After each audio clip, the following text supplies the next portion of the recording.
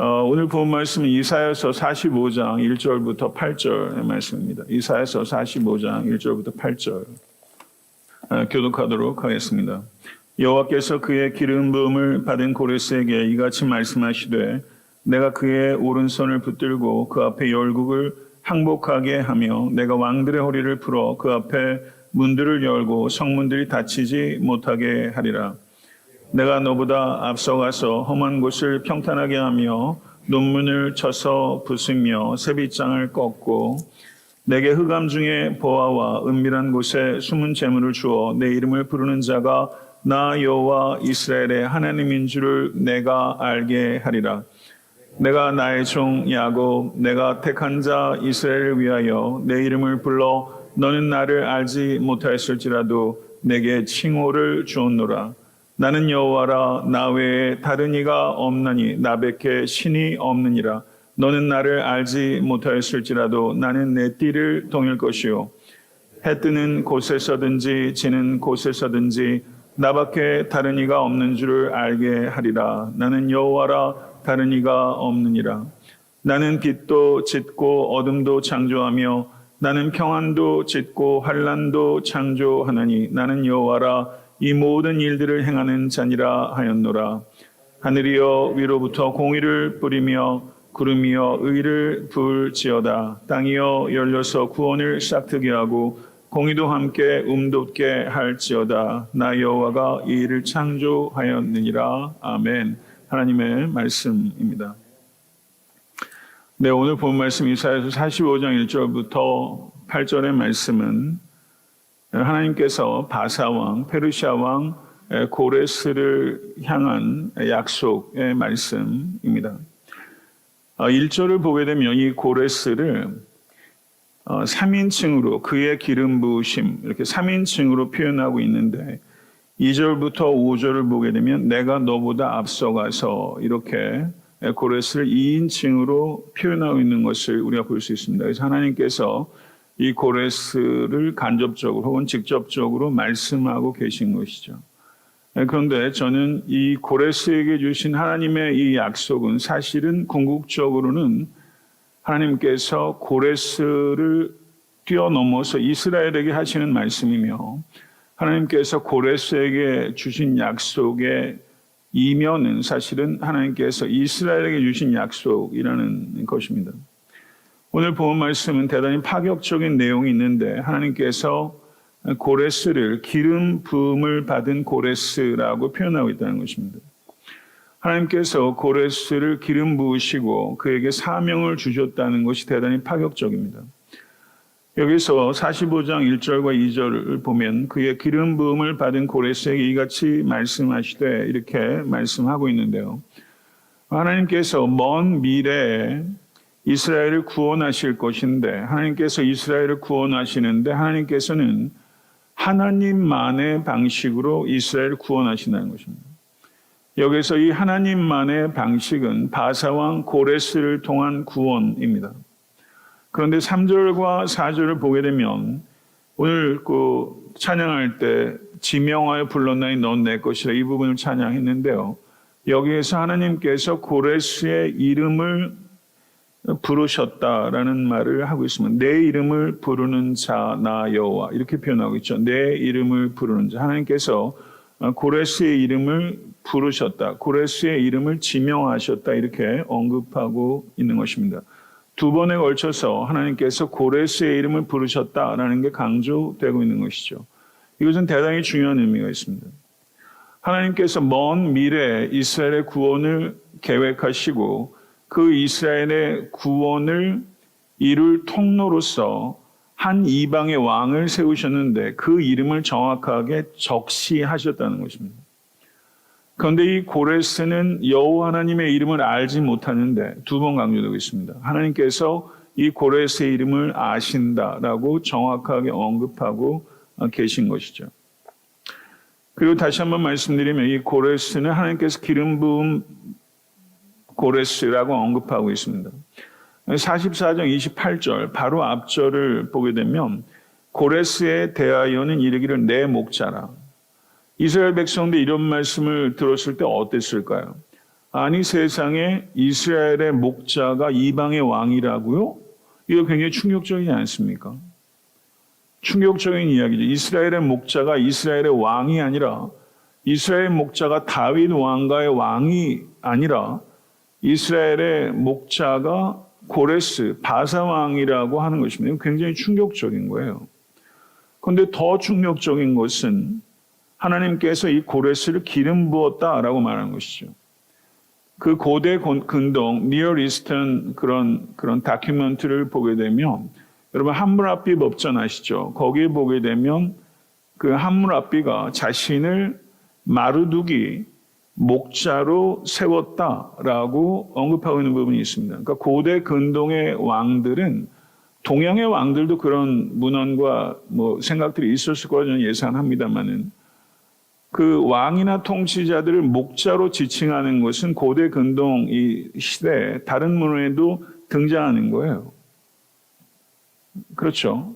그래서 이 목자라는 얘기까지는 그래도 어떻게 좀 이해할 수가 있는데 왜냐하면 그런 표현들이 있기 때문에. 그런데 기름 부음을 받은 자라는 이와 같은 호칭은 고대 근동 역사 어떤 문화권에서도 기름 부음을 받은 자라는 표현이 없습니다.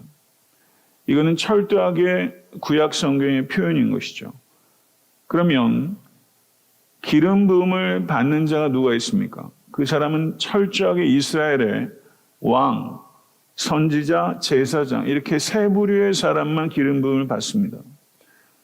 오직 이 세 부류의 사람, 오직 이스라엘에게만 배타적으로 적용되는 이 기름 부음을 받은 자, 왕, 선지자, 그리고 제사장에게만 붙이는 이 호칭이 지금 누구에게 적용되고 있습니까? 고레스에게 적용되고 있는 거예요. 이건 굉장히 충격적인 것입니다. 이 기름 부음을 받는 자, 여러분 기름 부음을 받는다는 표현들이 우리가 굉장히 교회 내에서 많이 사용하는 표현인데요. 기름 부음을 받았다는 게 어떤 뜻입니까?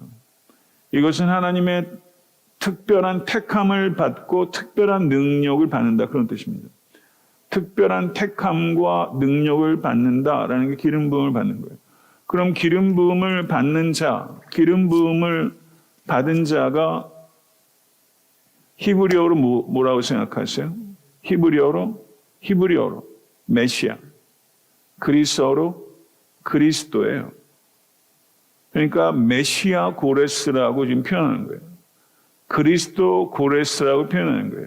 이 고레스는 우리 예수 그리스도의 역할을 예시하는 의미로도 분명히 쓰이고 있는 것이죠. 그러니까 지금 이 고레스를 메시아라고까지 얘기하는 게 이스라엘 백성들이 이게 얼마나 충격적이냐는 말입니까?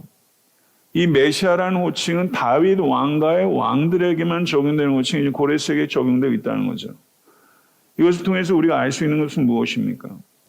이스라엘의 구원은 하나님의 뜻대로 이루어진다는 것입니다. 이스라엘의 구원은 이스라엘 사람들을 통해서만, 이스라엘 왕족을 통해서만 이루어지는 것이 아니라 이방 왕을 통해서도 이루어질 수 있다는 것이죠. 그리고 하나님께서는 이스라엘만의 하나님이 아니라 온 세상의 하나님이시라는 것입니다. 이것을 믿으시길 간절히 축원합니다. 하나님은 온 땅과 우주의 하나님이십니다. 그리고 1절 중반절부터 3절까지 내용을 한번 보시죠. 내가 그의 오른손을 붙들고 라는 굉장히 중요한 표현이 있습니다. 내가 그의 오른손을 붙들고 그 앞에 열국을 황복하게 하며 내가 왕들의 허리를 풀어 그 앞에 문들을 열고 성문들이 닫히지 못하게 하리라. 내가 너보다 앞서가서 험한 곳을 평탄하게 하며 논문을 쳐서 부수며 쇠빗장을 꺾고 내게 흑암 중에 보아와 은밀한 곳에 숨은 재물을 주어 내 이름을 부르는 자가 나 여호와 이스라엘 하나님인 줄을 내가 알게 하리라. 이렇게 말씀하고 계시죠. 하나님께서 고레스의 오른손을 붙드셨다고 했습니다. 이 말은 지금 이 고레스가 연전 연승 대단한 제국을 이루어 정복의 승리를 거두게 된 것이 고레스 자신의 손을 통해서 이루어지는 것이 아니라 하나님께서 고레스의 오른손을 붙들어 주셨기 때문에 이게 가능하다는 것이죠. 하나님께서 고레스의 오른손을 붙들어 주신 것입니다. 하나님께서 여러분의 오른손을 붙들어 주셔야 합니다. 하나님께서 나의 오른손을 붙들어 달라고 기도해야 합니다. 더 나아가 하나님의 오른손이 한 손에 붙들어주는 그 손이 되도록 나의 삶을 드리게 하여 주시옵소서라는 기도까지 나간다면 이것이 궁극적인 의미가 될 거예요. 누군가의 오른손을 붙들어주는 하나님의 그 손이 되라는 것이 하나님의 뜻이라고 저는 확신합니다. 이 고레스를 향한 하나님의 뜻이 세 가지인데요. 그것은 3절을 보게 되면 하나님을 고레스가 알게 하고, 두 번째 4절을 보게 되면 이스라엘이 하나님께서 고레스를 통하여 역사하고 있다는 것을 알게 하시고, 6절을 보게 되면 궁극적으로 고레스를 통해서 온 세계가 하나님 외에 다른 이가 없다는 것을 알게 하는 것이 하나님께서 고레스를 지명하여 부르신 목적입니다. 고레스가 하나님을 알게 하고 이스라엘이 고레스를 통해서 하나님께서 역사하신다는 것을 알게 하고, 그리고 온 세계가 고레스를 통해서 하나님께서 역사하신다는 것을 알게 하는 것, 이것이 하나님께서 고레스를 지명하신 목적이에요. 이것이 하나님께서 여러분을 지명하여 불러내신 목적입니다. 하나님께서 이 애틀랜타 섬기는 교회를 2009년도 6월 21일에 지명하여 부르신 거예요. 이 교회를 존재케 하신 것도 이 교회의 생명도 하나님께 주신 거예요. 그래서 여러분의 개인의 목적도 애틀랜타 섬기는 교회의 목적도 다른 것이 아닙니다. 이것은 우리가 하나님을 알고, 그리고 다른 이들이 우리를 통해서 하나님을 알고, 그리고 하나님께서 우리가 허락한 만큼 온 세계와 열방이 여러분과 이 교회를 통해서 하나님을 알게 하도록 하는 것, 그것이 고레스를 향한 하나님의 부르심이요, 교회를 향한 하나님의 부르심이, 우리를 향한 하나님의 부르심입니다. 이 부르심에 입각해서 여러분의 삶을 이끄십시오. 그런 한에서만 여러분의 삶은 진정한 의미를 갖게 되는 것입니다. 이 온 세계가 하나님이 하나님이심을, 하나님 외에는 다른 신이 없음을 알게 하는 것이 하나님께서 원래 이스라엘에게 주신 사명이에요. 그런데 이 사명을 이스라엘이 잘 감당하지 못하자 이 사명을 지금 고레스에게 주고 있는 것을 우리가 볼 수 있는 것이죠.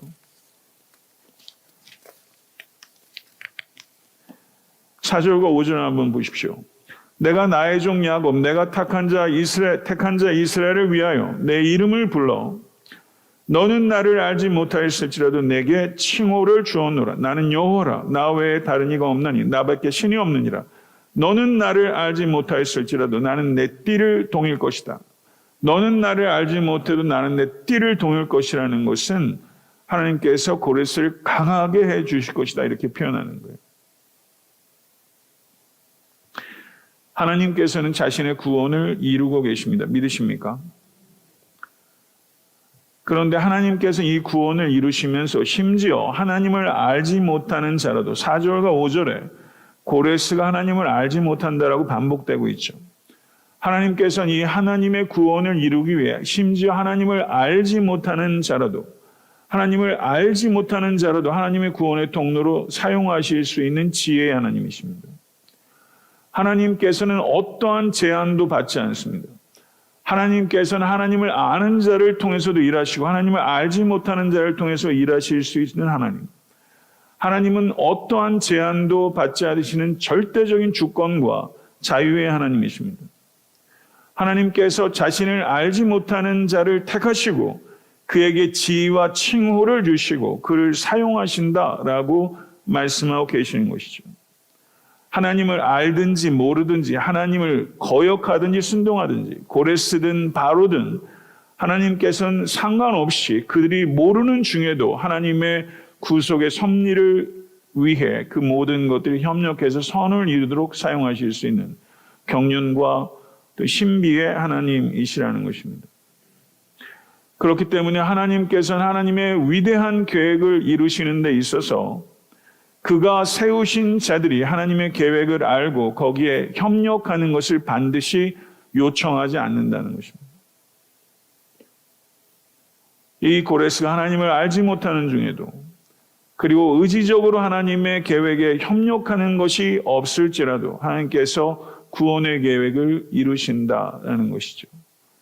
이것을 통해서 우리는 하나님의 절대적인 주권과 자유와 능력을 깨닫게 되는 것이죠. 이것이 여러분과 저에게 얼마나 큰 위로입니까? 이것이 얼마나 큰 소망입니까? 더군다나 이와 같은 말세를 살아가는 우리에게 있어서 이와 같은 하나님의 주권과 이 하나님의 섭리하심이 얼마나 큰 격려입니까? 5절을 한번 보시죠. 나 외에 다른 이가 없나니 나 밖에 신이 없느니라 라고 하나님의 유일무이하심을 선포하고 있습니다. 6절의 말씀도 보시죠. 6절의 말씀 다 같이 한번 읽어보십시다. 해 뜨는 곳에서든지 지는 곳에서든지 나밖에 다른 이가 없는 줄을 알게 하리라. 나는 여호와라 다른 이가 없느니라. 아멘. 하나님의 유일무이하심을 연이어 강조해서 선포하고 있는 거예요. 여러분, 이 시대는 이 하나님의 유일무이하심을 선포하는 것을 배격하는 시대 가운데 살고 있습니다. 그렇지 않습니까? 이 하나님의 유일무이하심을 성도 여러분 담대하게 증거하는 여러분의 삶과 또 우리 교회가 될 수 간절히 소망합니다. 이 유일무이하심을 증거하기 위해서 우리에게 용기가 필요하고 지혜가 필요한 것입니다. 우리는 무모해서는 안 됩니다. 그러나 유약해서도 안 되는 것이죠. 그래서 하나님의 유일무이하심을 여러분의 삶의 자리에서 어떻게 뱀처럼 지혜롭고 비둘기처럼 순결하게 증거할 수 있을 것인가. 이것에 대해서 신중하게 숙고하십시오. 그리고 신속하게 행동하십시오. 우리의 문제는 신중해야 될 때 너무 섣부르게 행동하는 것이고 신속하게 행동했을 때 지나치게 신중해지는 거예요. 이게 거꾸로 되니까 뒤죽박죽이고 사람이 매력은 다 없어지고 능력이 사라지는 거예요. 신중하면서 신속한 것, 이 두 가지가 한 사람 내에서 이렇게 조화롭게 균형을 갖춘다는 게 얼마나 귀한 일인지 몰라요. 우리 자녀들을 그렇게 키울 수 있다면 얼마나 좋겠습니까? 신중하면서, 대단히 신중하면서 대단히 신속한 것이죠. 7절의 말씀을 보시면 삶과 역사의 온갖 다양한 경험들과 사건들, 배후에서 하나님께서 역사하신다. 7절 말씀을 보십시다. 나는 빛도 짓고 어둠도 창조하며, 무슨 뜻입니까? 나는 평안도 짓고 환난도 창조하나니 나는 여호와라. 이 모든 일들을 행하는 자니라. 하나님은 모든 것을 창조하신 하나님, 모든 것을 행하시는 하나님이에요. 이것을 통해서 강조하는 것은 하나님과 상관없이 어떤 것도 존재할 수 없으며 하나님과 상관없이 어떤 일도 발생하지 않는다는 것입니다. 이것을 정말 믿으시기를 간절히 축원합니다. 이것은 하나님께서 빛도 짓고 어둠도 졌다는 것이 고대 조로아스터교라든가 이방 종교에서 말하는 것처럼 세상은 빛과 어둠이 존재하며 서로 영원토록 충돌하면서 존재한다는 식의 그런 이원론 얘기하는 거 아닙니다. 여기에서 환난은 악을 의미하는 것이 아닙니다. 만약에 환난이 악을 의미하는 것이라면 하나님께서 악을 창조했다는 이야기가 되는 것이죠. 그건 굉장히 논쟁적인 이야기입니다. 그렇지 않습니다. 하나님께서는 윤리적으로 악한 결정을 하도록 사람을 창조하지 않습니다.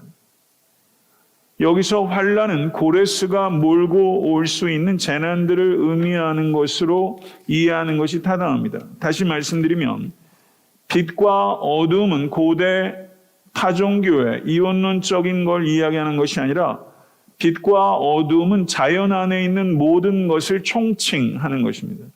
하늘과 땅처럼 빛과 어둠은 자연 안의 모든 것을 가리키는 것이고 평안과 환난은 극과 극의 두 가지를 문학적으로 얘기하면서 역사 안의 모든 것을 이야기하는 것입니다. 자연 안의 모든 것과 역사 안의 모든 것의 궁극적인 원인은 유일하신 하나님밖에 없으며 모든 것의 원인이시라는 것입니다. 원인 없이 존재하는 원인이라는 것입니다. 이건 좀 철학적 표현이고 신학적 표현이지만 이보다 더 간결하고 명확하게 얘기할 수 있는 게 어떻게 얘기를 할 수 있겠습니까? 이렇게 말해야 합니다. 원인 없이 존재하는 원인입니다. 유일한 원인, 궁극적 원인은 하나님밖에 없다는 거예요.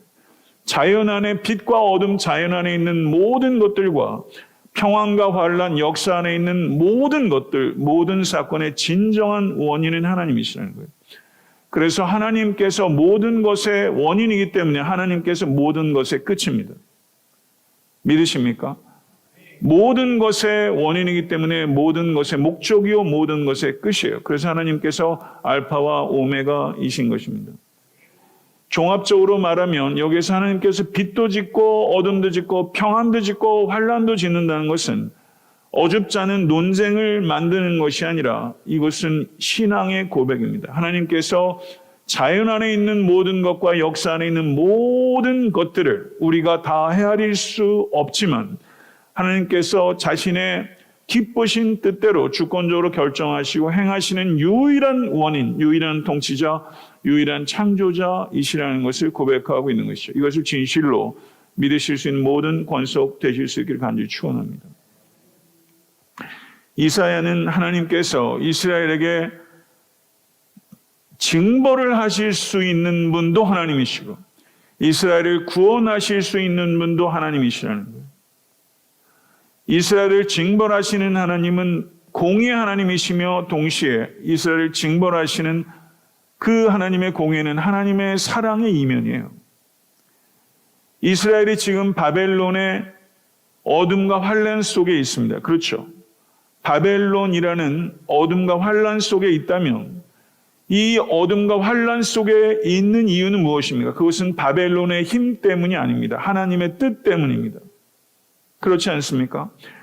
바벨론의 어둠과 환란으로부터 구원을 받는다면, 그래서 평안과 빛 가운데 거하게 된다면 그것은 고레스의 힘 때문도 아니라는 것입니다. 그것은 하나님의 뜻 때문이라는 거예요. 이 이야기를 하는 거예요. 여러분, 느부갓네살을 통해서 바벨론 왕 느부갓네살을 통해서 하나님께서 환란을 창조하셨어요. 죄된 이스라엘을 돌이키도록 하기 위해. 느부갓네살을 일으키신 이도 하나님이시고 고레스를 통해서 빛을 창조하시고 평안을 창조하신 이도 하나님이시라는 거예요. 역사의 주인은 하나님이시라는 거예요. 이것을 지금 선언하고 계신 거예요. 바벨론의 느부갓네살도 아니고 그리고 바사의 고레스도 아니라는 거예요. 하나님께서 그들을 느부갓네살을 진노의 막대기로 쓰신 이도 하나님이시고 그리고 고레스를 구원의 도구로 쓰신 이도 하나님이시라는 거예요.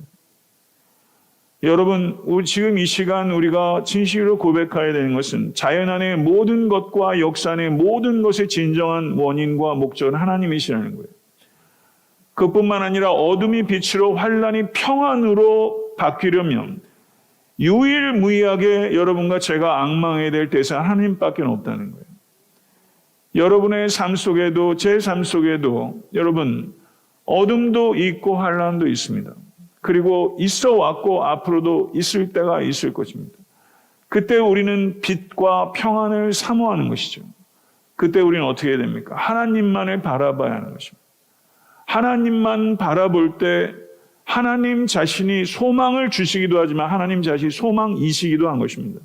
이것을 진실로 믿으시는 여러분과 제가 될 수 간절히 축원합니다. 8절은 빛과 어둠, 평안과 환란을 통해 하나님께서 궁극적으로 성취하는 것을 언급하고 있는데 하나님께서 궁극적으로 성취하는 것은 구원과 공의입니다. 하나님께서는 구원과 공의를 성취합니다. 8절의 말씀을 한번 같이 봉독하겠습니다. 하늘이여 위로부터 공의를 뿌리며 구름이여 의를 부을지어다. 땅이여 열려서 구원을 싹트게 하고 공의도 함께 움트게 할지어다. 나 여호와가 이 일을 창조하였느니라. 여러분, 이것이 얼마나 문학적으로 아름다운 표현이고 균형 있는 표현이고 또한 영적으로 우리를 얼마나 새롭게 하는 힘을 주는 그런 말씀입니까? 여러분, 이렇게 기도해야 됩니다. 하늘이여 이 땅에 공의를 뿌리며 구름이여 의를 부을지어다. 땅이여 열려서 구원을 싹트게 하고 공의도 함께 움트게 할지어다. 여러분, 이것 자체가 하나님께서 하신 일이지만 우리가 기도해야 될 바입니다. 여러분, 얼마나 아름다운 표현입니까? 하늘이 빛처럼 공의를 뿌리고 구름이 의를 부으고 공의의 히브리어는 다른 단어인데 사실은 동일한 이야기를 두 번 반복하면서 강조했다고 볼 수 있습니다. 땅이 열려서 구원을 싹트게 하고 공의를 움돋게 하소서. 여러분과 저의 삶이 이 교회가 구원을 싹트게 하고 공의를 음돋게 할 수 있다면 여러분 얼마나 복됩니까?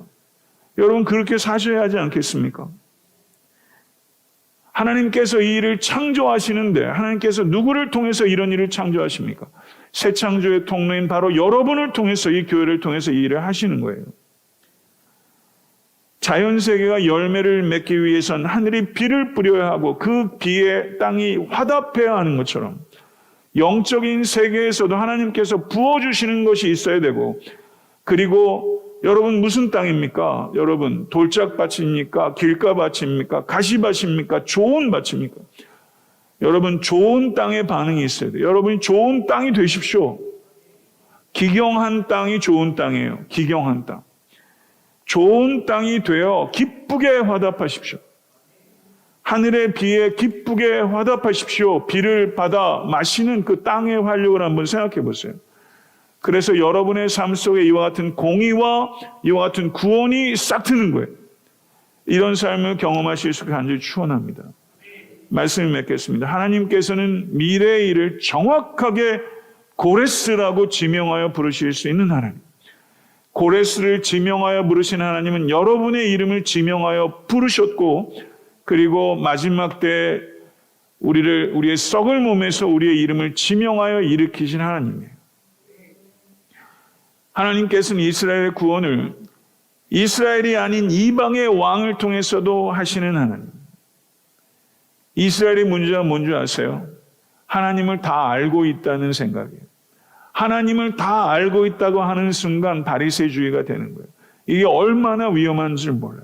하나님을 모르고 있다고 생각해야 돼요. 여러분, 그게 겸손이에요. 지식인은요, 참된 지식은요, 겸손을 통해서 표현되는 거예요. 겸손을 통해서 표현되지 않는 건 썩습니다. 이 이스라엘의 죄는요, 하나님을 다 알고 있다고 생각한 죄예요. 하나님을 제한하는 죄예요. 하나님께서는 의외의 사람 고레스를 통해서 의외의 장소에서 의외의 방법을 통해서 역사하실 수 있는 자유롭고 주권적인 하나님. 여러분의 삶 속에서 하나님께서 그렇게 자유롭고 주권적으로 역사하실 수 있어요.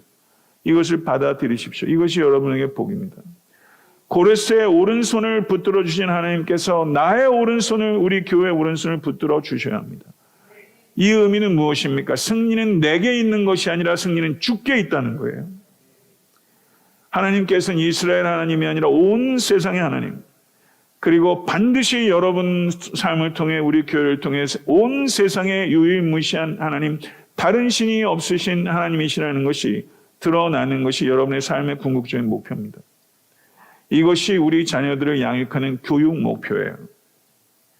자연과 역사의 유일한 원인이자 목적이신 하나님을 찬양하십시다. 만약에 어둠 가운데 있다면 빛으로, 환난 가운데 있다면 평안으로 바꾸시는 하나님만을 바라보십시다. 오늘 우리의 기도가 그 기도가 될 수 있게 간절히 소망합니다. 구원을 싹트게 하고 공의가 움돋게 하소서. 대한민국의, 한민족의, 그리고 이 미국 땅의 열방의 하나님 구원 역사를 이루소서. 이 기도가 우리의 기도가 될 수 있기를 간절히 소망합니다. 기도하겠습니다.